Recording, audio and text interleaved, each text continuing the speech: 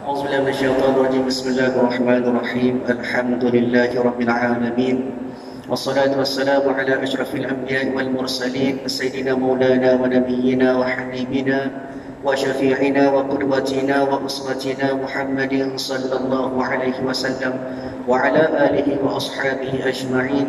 اللهم فقهنا في الدين وافتح علينا فتوح العارفين واجعل أعمالنا خالصة لوجهك الكريم يا أرحم الراحمين. اللهم افتح علينا حكمتك وانشر علينا من خزائن رحمتك يا أرحم الراحمين. رب اشرح لي صدري ويسر لي أمري واحلل عقدة من لساني يفقهوا قولي والحمد لله رب العالمين. آمين. قال المصنف رحمه الله تعالى ونفعنا وإياكم بعلومه في الدارين. آمين. Alhamdulillah. Pertama-selamanya marilah sama-sama kita panjatkan setinggi-tinggi kesyukuran kita kehadrat Allah Subhanahu wa taala, kerana pada malam ini Allah Taala masih lagi memberikan kesempatan kepada kita. Allah Taala masih lagi memberikan kepada kita daripada segala nikmat yang diberikan kepada sekalian hamba-hambanya. Antaranya daripada nikmat kesihatan yang sempurna, sihat tubuh badan, kita boleh sama-sama hadir ke rumah Allah Ta'ala pada malam ini untuk kita menunaikan ibadat, untuk kita solat berjamaah, kemudian kita berada pada majlis ilmu yang dikatakan oleh ulama sebagai Raudhatun min Riyadil Jannah, satu taman daripada taman-taman syurga.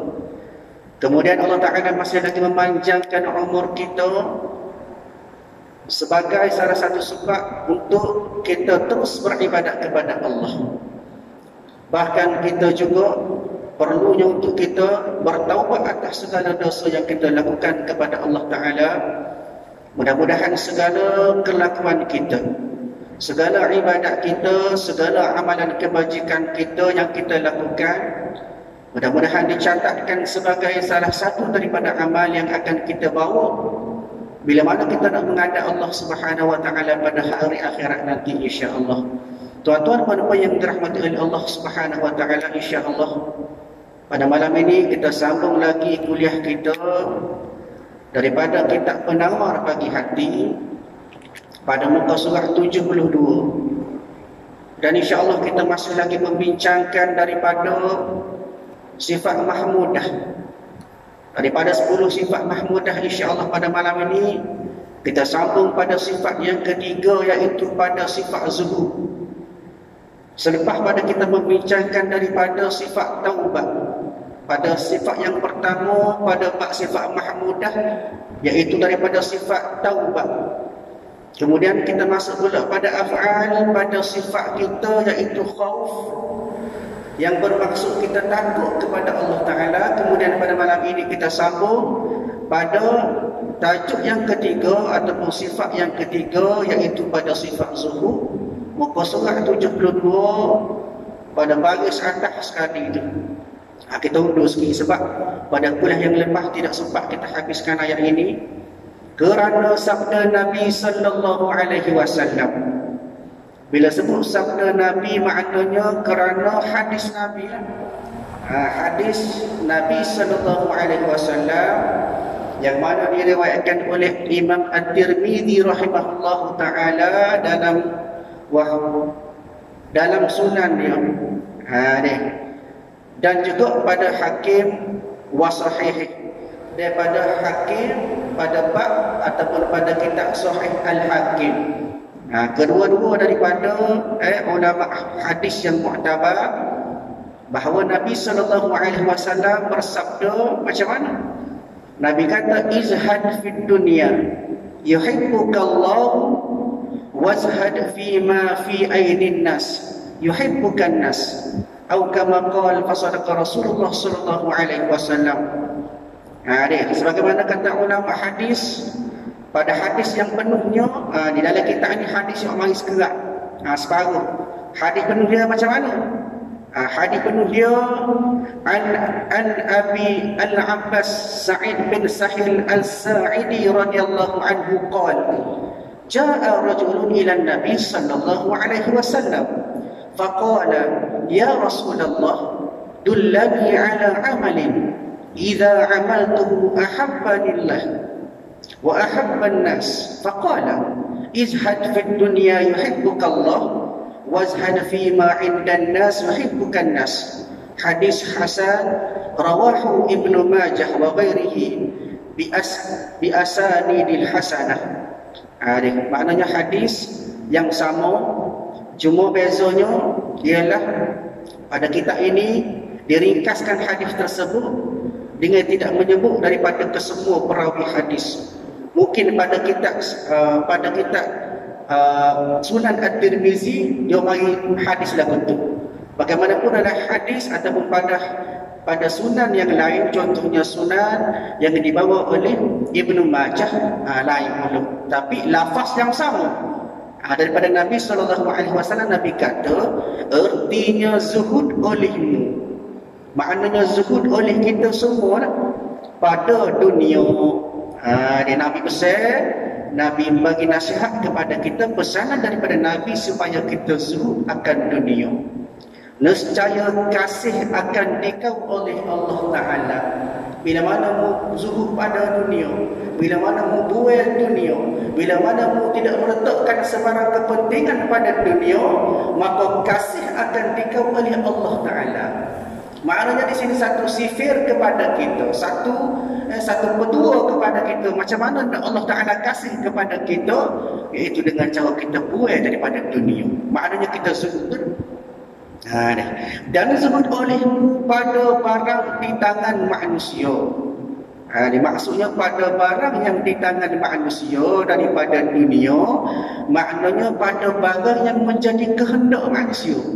Hak manusia duk nak, hak manusia duk berhajat, hak manusia duk ingin, apa dia daripada dunia tu, maka nescaya kasih akan dikau oleh manusia.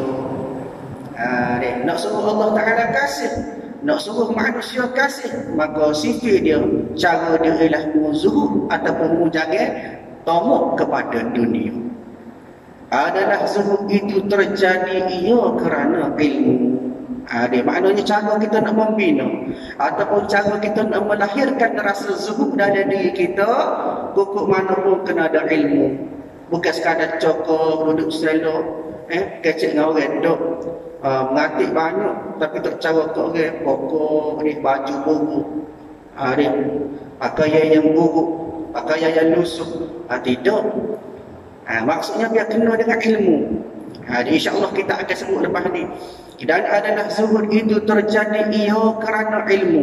Nak dapat zuhud kena ada ilmu. Itu maksud dia. Kerana apa? Kerana firman Allah Ta'ala. Dalam kitab tu dia salah cetak. Dalam kitab dia tulis kerana sabda Nabi SAW. Itu salah tabak. Mungkin pada masa nak cetak tu ada salah tulis. Sebenarnya kerana firman Allah Ta'ala daripada surah Al-Qasas ayat yang ke-80. Allah Ta'ala sebut wa qala alladhina utul ilma wailakum thawabullahi khairun liman amana wa amila salihah. Maknanya kerana firman Allah Ta'ala daripada surah Al-Qasas ayat yang ke-80.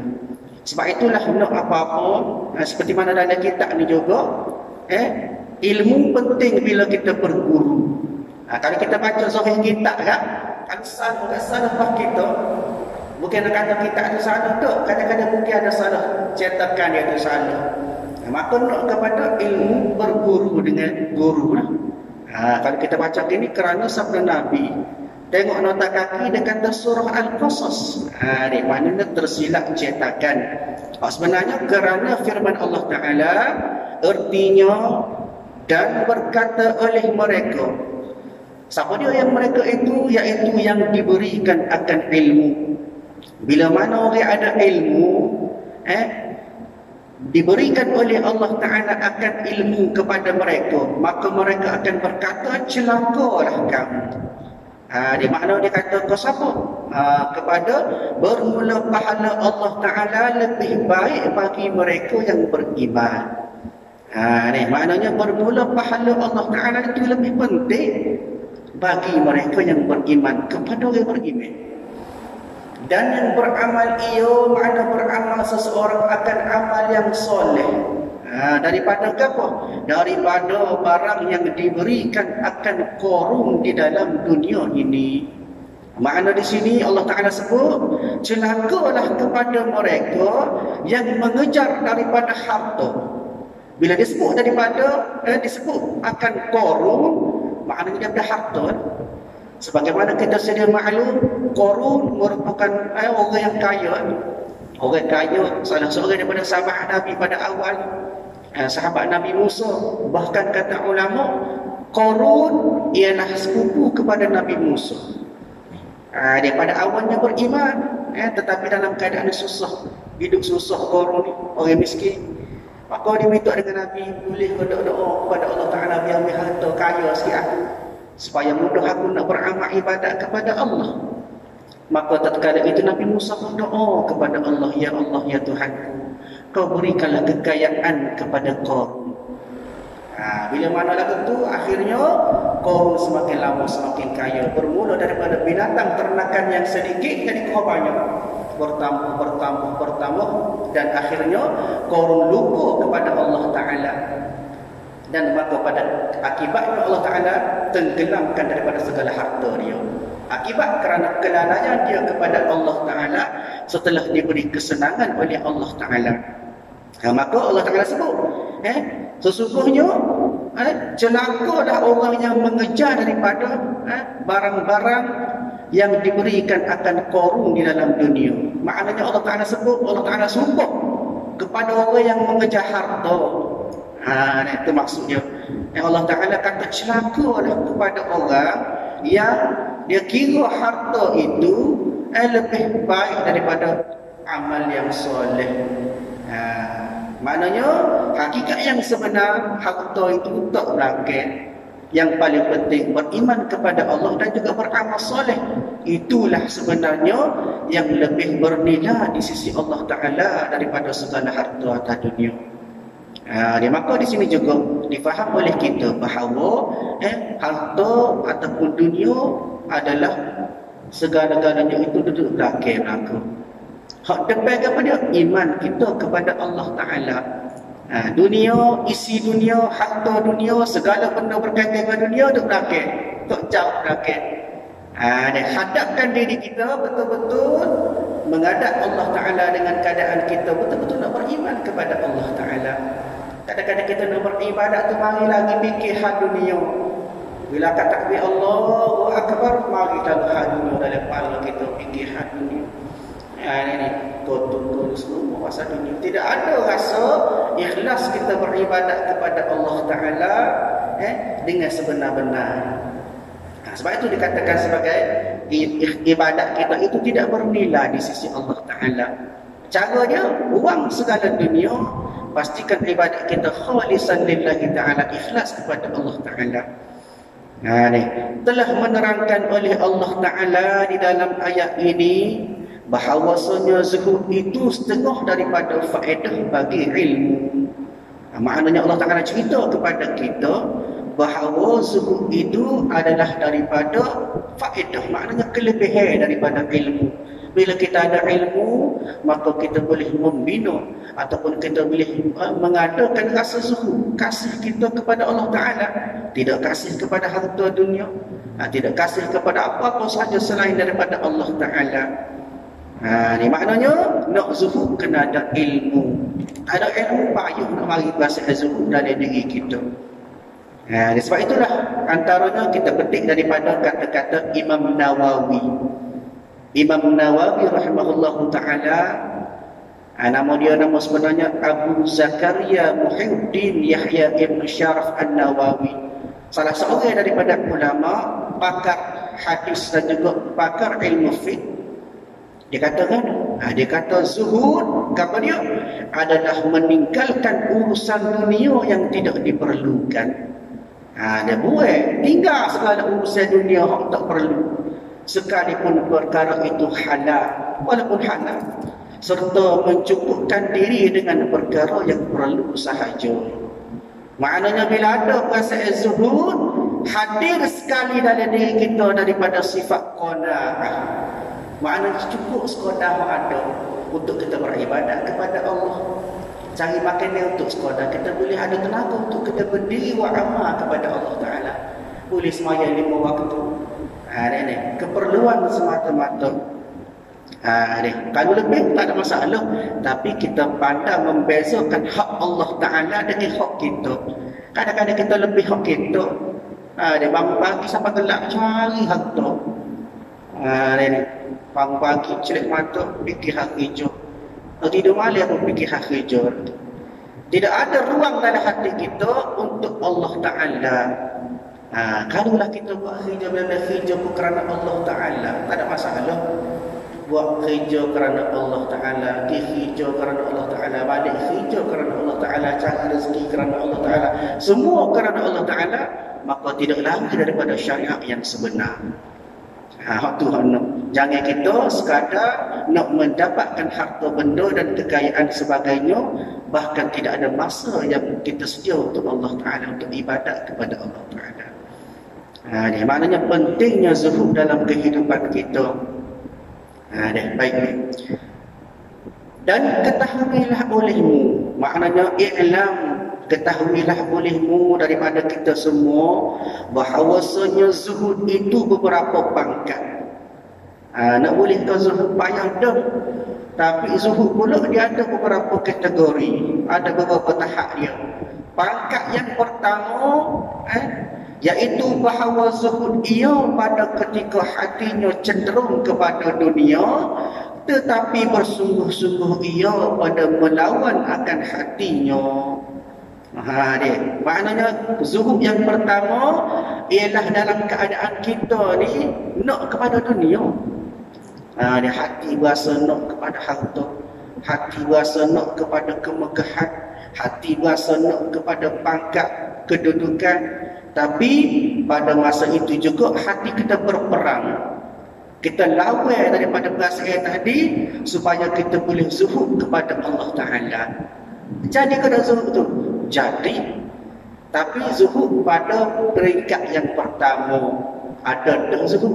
Tapi dalam masa yang sama kena lawan, kena mujahadah.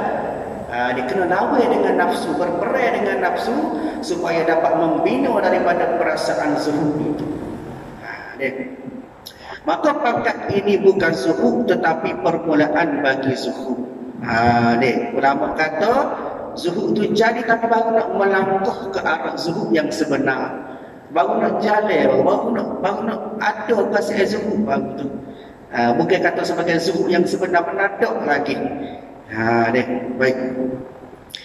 Pangkat yang kedua daripada zuhud bahawa liar hatinya daripada dunia. Bila sebut dunia jadi gelepar hati dia. Dia jadi berbolak-balik hati dia bila sebut dunia. Lagu mana? Dan tiada cenderung ia kepadanya. Tapi tak sia kepada dunia. Kerana mengetahui akan bahawasanya tiada biasa menghibur akan dunia dan akhirat. Sebab dia tahu dah. Dia fikir dah. Maknanya pokok mana pun tak boleh campur hak dunia dengan akhirat. Dia kena asing. Maka murah hatinya dengan meninggalkan dunia itu. Maknanya bila mana hati dia sudah berperang, hati dia sudah dalam keadaan dia dah nampak kepada akhirat dah.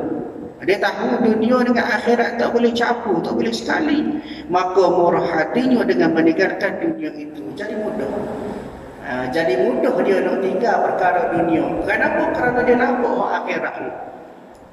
Kerana mengetahui ia akan bahawasanya akhirat itu lebih baik daripada dunia.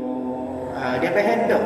Allah Ta'ala sebut dalam Quran, wal akhiratu khairu wa abqa. Sesungguhnya akhirat itu lebih baik dan kekal abadi. Dia dunia no, tapi nak dapat akhirat lagi. Ini maknanya keinginan dia kepada akhirat lebih besar daripada keinginan dunia. Seperti murah hati mereka yang membeli akan permata yang indah dengan RM1. Maka di sini pengarang kita Syekh Abdul Qadir Al-Mandili rahimahullahu ta'ala memberi gambaran kepada kita, memberi satu contoh kepada kita seperti murah hati mereka yang membeli akan permata yang indah dengan RM1. Permata ni comel. Dia batu mata ni comel, cantik, lawa, bersinar, comel. Tapi dengan nilai RM1. Sekalipun kasih ia akan wang yang RM1 itu, maknanya itu yang lebih rendah. Maknanya walaupun dia tahu dah RM1 itu ada nilai, tapi pada dia, oleh kerana dia kenal batu permata, maka dia tak kira walaupun tu paksa bayar RM1, dia nak lagi permata. Kerana permata itu lebih tinggi nilai dia. Dia makna kata awak marilah harga setara mana pun, kalau dia tahu nilai sebenar permata tersebut, maka dia sanggup bayar. Begitulah nilaiannya pada sifat zuhud. Ini maknanya tengok di situ, walaupun dunia nak bayar setara mana pun, dia tahu kebesaran ataupun kelebihan pada hari akhirat, maka dia tak cara dah benda lain. Dia nak kepada hari akhirat semata-mata. Ini baik. Dan itu zuhud yang lebih rendah. Setara tu pun rendah lagi. Lepas tu macam mana zuhud yang sebenar? Dan pangkat yang ketiga, pangkat yang ketiga, bahawa tiada cenderung hatinya kepada dunia dan tiada liar daripadanya, bahkan adanya dan tiadanya bersamaan keduanya pada sisinya. Ini dipanggil sebagai pada pangkat yang ketiga pada sifat zuhud, ialah hati dia tak cenderung kepada mana-mana. Kepada dunia pun dia tak sih, kepada akhirat pun dia tak sih. Serupa yang pada dia. Ada kodok dunia, ada kodok akhirat, tak ada dunia, tak ada akhirat, serupa ya. Bapak pula lagu tu. Bersamaan keduanya pada sisinya serupa ya. Dan adalah harta benda pada sisinya seperti air dan perbendaharaan Allah Ta'ala seperti laut. Maknanya harta benda ibarat seumpama setitik air je. Bahkan kekuasaan Allah Ta'ala, sifat kudrat Allah Ta'ala itu adalah seperti lautan yang luas. Nak ayatnya dunia ke, akhirat ke, semua itu berada pada kekuasaan Allah Ta'ala semata-mata. Ini sifat zuhud yang tertinggi. Maka tiada berpaling hatinya kepadanya. Dia maknanya hati tak cenderung, hati dia tak kira, tak sih kerana gemar atau kerana liar. Dia maknanya tak sih, tak cara dah. Dunia ke akhirat tak cara. Kenapa? Kerana dia nampak kepada kebesaran Allah Ta'ala semata-mata. Maknanya dalam hati dia tu Allah Ta'ala je. Muka dunia pun makhluk juga, akhirat pun makhluk juga. Hak dia nampak, dia nak je Allah Ta'ala semata-mata. Ini sifat zuhud yang sebenar. Dan bermula ini zuhud yang lebih sempurna. Ini maknanya pada pangkat yang ketiga, kategori yang ketiga inilah yang dikatakan sebagai sifat zuhud yang sempurna. Dan yang lebih tinggi daripada yang kedua. Maknanya lebih baik daripada sifat zuhud kerana nak kepada dunia tapi berperang dengan dunia. Itu yang pertama tadi, ataupun pada yang kedua tadi. Maknanya kerana sifat kasih kepada akhirat ada lebih tinggi lagi daripada kedua-duanya. Maknanya yang benci akan sesuatu bimbang ia akan dia. Maknanya kita bila mana kita ada rasa benci, kita mari mikir. Contoh kita kata kita benci kepada dunia, kita akan jadi fikir ke dunia juga. Kenapa? Kerana sifat benci kita tu. Semacam dengan yang kasih akan dia, begitu juga kita kasih kepada akhirat, kita kasih kepada syurga. Kita mari mikir, kenapa? Kerana kasih kita kepada syurga tadi. Di maknanya di sini tuan-tuan puan-puan, sifat yang ketiga ataupun pada pangkat kategori yang ketiga ialah kita zuhud semata-mata kerana Allah Ta'ala. Tidak zuhud kerana benci ke dunia tak. Tidak juga zuhud kerana nak kepada akhirat, nak kepada syurga tak. Tapi kerana Allah Ta'ala, ikhlas semata-mata kerana Allah Ta'ala. Sebab itulah antaranya juga dipetik daripada Imam Ahmad. Imam Ahmad maknanya Imam Ahmad Ibn Hanbal. Dia pengasas bagi mazhab Imam Hanbali. Dia kata macam mana? Dia kata zuhud ada 3. Ni menurut Imam Ahmad. Zuhud ada 3. Apa dia? Yang pertama, kita tinggal hak haram. Ini adalah zuhud orang awam. Orang seperti kita ni zuhud dah tu. Boleh tinggal benda hak haram, itu sudah zuhud. Zuhud yang kedua ialah kita tinggal lebihan daripada perkara-perkara yang halal. Kita kurang daripada benda halal. Makan sekadar keperluan. Dia berbicara sekadar keperluan. Maknanya kita orang-orang macam ni dikira sebagai daripada kalangan orang-orang yang khawas ataupun zuhud kalangan orang-orang yang alim. Manakala menurut Imam Ahmad, zuhud yang ketiga iaitu bila mana kita tinggal benda yang boleh menyibukkan diri kita daripada kita ingat kepada Allah Ta'ala. Lebih kurang sama juga konsep dia sebagaimana pengarang kitab sebut kepada kita, dan juga daripada kata-kata yang dipetik daripada Imam Ahmad Ibn Hanbal. Maka secara kesimpulan daripada pembahagian kategori-kategori orang-orang yang zuhud, begitulah. Dia maknanya 3 tahap. Tahap yang pertama ialah dia zuhud kerana taksir kepada dunia. Dia buat dunia, maka zuhud tu. Ataupun pada bahagian yang kedua, dia zuhud kerana nak kepada akhirat, nak masuk syurga. Nak taksir kepada neraka.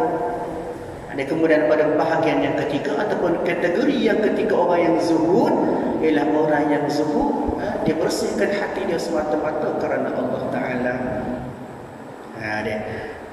Maka tatkala itulah, kerana ini tatkala mencela akan dunia, maka di sini pengarang kita membawa contoh kepada kita juga daripada peristiwa ataupun kisah yang berlaku, yang mana kerana ini tatkala mencela akan dunia oleh beberapa laki-laki pada sisi Rabi'atul Adawiyah.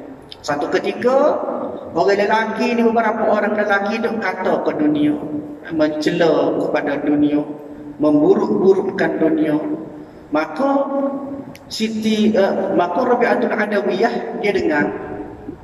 Dia dengar orang lelaki tadi duk kata kepada dunia. Maka kata dia, maka berkata ia, kata Rabi'atul Adawiyah, bagi mereka itu, makna bagi lelaki itu, jika tiada cemarnya hati kamu, nescaya tiada mencela kamu akan dunia. Mana dia tidak mencela kamu akan dunia. Ayatnya di sini tuan-tuan, hebatnya Rabi'atul Adawiyah. Dia kata orang lelaki tadi mencela dunia pun salah satu daripada perkara yang tidak zuhud. Kenapa? Kerana dia mencela dunia, kerana dia benci ke dunia. Walaupun benci dunia itu merupakan salah satu daripada syarat kita nak zuhud. Tapi kata-kata dia bila mana dia mencela dunia, makna di situ juga ada sifat dia benci kepada dunia. Maknanya dia masih lagi berada pada tahap zuhud yang pertama tadi. Tidak berada pada zuhud yang sebenar-benar, iaitu pada bahagian zuhud yang ketiga tadi. Tuan-tuan perempuan yang terhormati oleh Allah, Rabi'atul Adawiyah ni merupakan salah seorang daripada orang hebat. Rabi'atul Adawiyah ni salah seorang daripada muslimah sufi.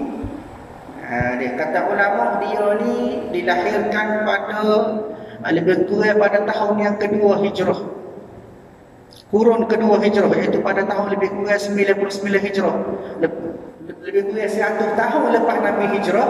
Maka lahirnya Rabi'atul Adawiyah. Dia ni bukan sahabat Nabi. Mana dia di Qarun berada pada Qarun tabi'in, pada zaman tabi'in. Jadi dia ni, kata ulama rahimahullahu ta'ala, antara kehebatan Rabi'atul Adawiyah ialah bila mana dia solat tahajud 300 rakaat setiap malam. Allahu Rabbi, dia 300 rakaat setiap malam tahajud saja. Tak campur sembahyang sunat lain lagi. Kita sembahyang maghrib 3 rakaat pun kadang-kadang di kampung lain lah, kampung alhamdulillah bagus belakang. Tapi royanya di sini ialah bila mana hati dia berada dalam keadaan dia tariqun ila Allah Ta'ala, berada pada jalan menuju Allah Ta'ala, ataupun pada kaedah tasawuf disebut sebagai ila hadratillah, menuju ke hadratillah. Maka dalam keadaan itu taksir dah lain masih wallah, lain daripada Allah tak ada dalam hati dia. Dia tak ada langsung dalam hati dia. Bahkan ada setengah daripada ulama sufi, ulama tasawuf mengatakan bahawasanya dia gelarkan diri dia daripada kalangan riddah, murtad, bila mana dia ingat Allah Ta'ala walaupun satu saat. Murtad di sini bukan maksud keluar agama, tapi kata ulama sebagai turunnya martabat daripada martabat yang tinggi jadi kau rendah. Kenapa? Kerana lupa kepada Allah Ta'ala walau satu saat. Ini hebat orang sufi. Dia kita tak boleh jauh bagai langit dengan bumi, tapi tak mustahil kita cuba untuk ikut sikit-sikit. Berkata ia bagi mereka, jika tiada cemar hati kamu, nescaya tidak mencela kamu akan dia imtihan. Mana di situlah, itulah seperti mana dikatakan oleh para ulama, disebut pada catatan sejarah Rabi'atul Adawiyah kepada kita. Baik. Dibawa kepada Siti Aisyah radhiyallahu anha 100,000 dirham. Maka tiada liar ia kepadanya, tetapi membagi-bagi ia akan dia semuanya pada hari itu. Tiada ada tinggal di sisinya sesuatu. Mana di sini dibawa oleh pengarang kitab kepada kita satu cerita yang berlaku kepada Siti Aisyah radhiyallahu anha. Suatu ketika orang pergi pitih ke dia 100,000 dirham. Allah main duit kepada dia 100,000 dirham, maka dia habis. Dia bagi, dia tolong orang susah. Maknanya tidak ada satu sen pun tinggal pada dia. Maka berkata khadamnya baginya. Dia orang kaji dia berkata lah, jika engkau beli dengan 1 dirham akan daging yang berbuka puasa, engkau atasnya. Maka dia kata, orang kaji dia katakan, apa tak beli daging sikit, apa kau puasa? Sedangkan dia puasa itu, duit dia boleh, dia tak beli, yang pagi-pagi belakang kau orang susah. Maka katanya, menjawab Siti Aisyah radhiyallahu anha, jika engkau beringat akan daku tadi, nescaya memperbuat oleh aku dengan dia. Dia maknanya kena royak dulu baru dia buat. Kalau tidak dia tak buat. Kenapa? Kerana pada ketika itu hati dia hanya kepada Allah Ta'ala. Ada rezeki bagi, kongsi bersama. Tidak kata si peso atau dia ada rezeki kongsi. Siapa tahu nak pakai untuk buka puasa pun tak ada lebih laut. Kenapa? Kerana zuhudnya dia tidak ada sedikit pun untuk diri sendiri, bahkan semua kepada orang lain. Itulah sifat zuhud yang ditunjukkan oleh Siti Aisyah radhiyallahu anha. Maka ini pangkat terkaya. Maknanya pangkat yang hebat lah ni. Dan ia lebih sempurna daripada pangkat zuhud. Zuhud tu hebat dah. Tapi bila sebut terkaya, tidak berhajat kepada benda lain kecuali kepada Allah semata-mata. Sebagaimana sebelum kita ngatik disebut daripada kitab Farid, disebut daripada kitab Faridatul Faraid fi ilm al-iqaid. Dia katakan la mustaghniya an kulli ma siwa wa la muftakiran ilaihi kullu ma'adah illa Allah. Maknanya la mustaghniya an kulli ma siwa, tidak adalah yang terkaya daripada sesuatu. Siapa dia? Allah Ta'ala. Apa sifat dia? Wala muftakiran ilaihi, maknanya semua berhajat kepada dia. Ada illallah, kecuali Allah Ta'ala. Allah Ta'ala je sifat dengan terkaya dan semua berhajat kepada dia. Maka sebab itulah tuan-tuan, segala-galanya kita tunjukkan hati kita, kita serahkan hati kita kepada yang terkaya. Siapa dia? Allah Subhanahu Wa Ta'ala. Barulah kita dapat membina, kita dapat mencipta pasal zuhud dari diri kita, insya-Allah. Tuan-tuan, puan-puan yang dirahmati oleh Allah Subhanahu Wa Ta'ala, setakat itulah kuliah kita pada malam ini. InsyaAllah kita sambung pada kuliah akan datang. Dan ketahuilah olehmu bahawasanya sebab bagi zuhud itu 3 perkara. InsyaAllah pada kuliah akan datang kita akan bincang pula apakah punca, apakah sebab yang boleh menyebabkan adanya sifat zuhud pada diri kita. InsyaAllah kita sambung. A'udzubillahi minasyaitonirrajim. Bismillahirrahmanirrahim. Alhamdulillahirabbil alamin wassalatu wassalamu ala asyrafil anbiya'i wal mursalin wa ala alihi wa ashabihi ajma'in. Allahumma inna nas'aluka ridhaka wal jannata wa na'udzubika min sakhatika wan nar. Allahumma innaka 'afuwwun karimun tuhibbul 'afwa fa'fu 'anna wa 'an walidina wa 'an jami'il muslimina wal muslimat wal mu'minina wal mu'minat bi rahmatika ya arhamar rahimin. Allahumma اللهم ربنا آتنا في الدنيا حسنة وفي الآخرة حسنة وقنا عذاب النار. وصلى الله على سيدنا محمد وعلى آله وأصحابه أجمعين والحمد لله رب العالمين. السلام عليكم ورحمة الله وبركاته.